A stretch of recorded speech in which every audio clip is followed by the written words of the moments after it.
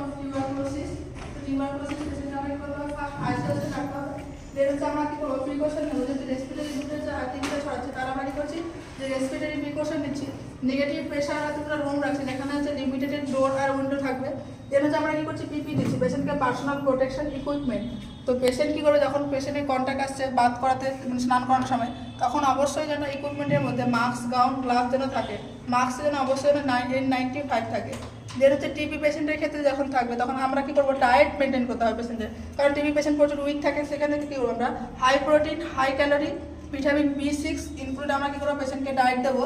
এবং যখন কোনো পেশেন্টের টিবি পজিটিভ আসছে, তখন আমরা কি করছি, এটিটি শুরু করছি, মানে অ্যান্টি টিউবারকুলোসিস থেরাপি শুরু করছি। সেই থেরাপি শুরু হওয়া 2 থেকে 3 সপ্তাহের মধ্যে কিন্তু সেই যে জীবাণুটা রয়েছে সেটা কিন্তু একজন থেকে আরেকজনকে ছড়াতে পারে না। তখন পেশেন্ট কি করতে পারে, যে অফিসে বা নিজের কাজে কি করবে, কর্মস্থানে হচ্ছে ফিরে যেতে পারে।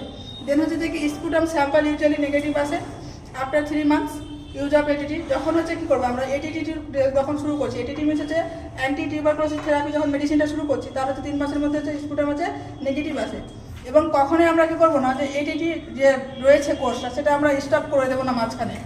দেন হচ্ছে যে যখন আমরা পেশেন্টের স্পুটাম চেক করবো, যখন 3বার যখন নেগেটিভ আসবে, তারপরে হচ্ছে পেশেন্ট হচ্ছে রিকভার হয়ে গেছে। এটিটির ফুল ফর্ম যেমন বললো অ্যান্টি টিউবারকুলোসিস থেরাপি, সেটাকে আবার বলছি ডটস। ডটস মানে হচ্ছে direct observe therapy short course. এখানে কি করবো, পেশেন্টকে অবশ্যই কী করতে হবে, যে যখন ড্রাগ দেখবে পেশেন্টে কী করতে হবে, মাল্টিপল টুগেদার, মানে একসঙ্গে অনেকগুলো মেডিসিনের কম্বাইন্ড মেডিসিন দেওয়া হয়। কেন দেওয়া হয়, কারণ সেই ব্যাকটেরিয়া যেন রেজিস্ট না করে যায় সেই মেডিসিনের বিরুদ্ধে, সেজন্য কী করে একসঙ্গে কম্বাইন্ড মেডিসিন দেওয়া হয়।